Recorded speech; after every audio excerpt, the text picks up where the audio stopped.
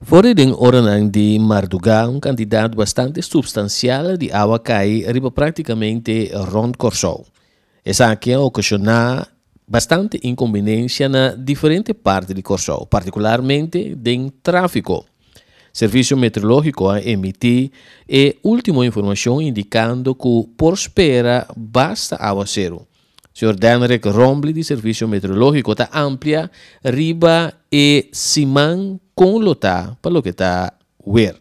Bom menino e danke para seguir o boletim informativo do Serviço Meteorológico Corsou. Avete già luna 31 de outubro de 2022. Bom semana. Avete último dia para luna de outubro. Isso significa que nós estamos tentando luna de novembro, qual é a última luna para lo que trata a temporada de huracão 2022. Pero promete que durante o weekend, o Serviço Meteorológico Corsou ha emitido um código GEL para a mão bruto. E nós recebemos imagens de Playa Pescador, caminha nos por tomar nota que, em verdade, a mão estava bruto. Entretanto, nós cancelamos o código GEL para a mão bruto.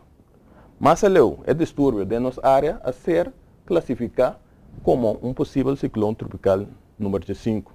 Essa aqui, no transcurso do próximo dia, lo sigue move em direção oeste e possivelmente vir uma tormenta tropical até hasta um huracão. Essa aqui está seguindo alejar forte de nossa área e não forma uma ameaça direta para a isla de Aruba, Corsou e Bonaire.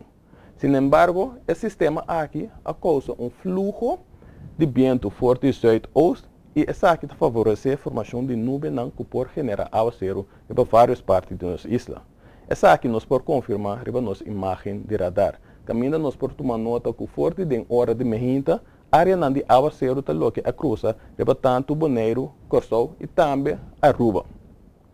Durante o próximo dia, nós podemos tomar nota de uma onda tropical para fora da área do Caribe, que lo sigue move em direção oeste e lo cruza para nossa isla.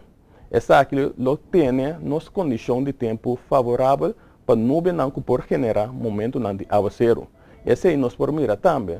Riba nos pronóstico de 5 dias, que esse man aqui lo um dia toch basta ativo para lo que trata aguacero. Temperatura máxima lo fará entre 29 e 30 graus Celsius e mínimo de 24 e 26 graus Celsius. Condição de tempo está varia, pois queda seguir nossa informação para você devidamente informar. Essa aqui para todos os aqui de outras.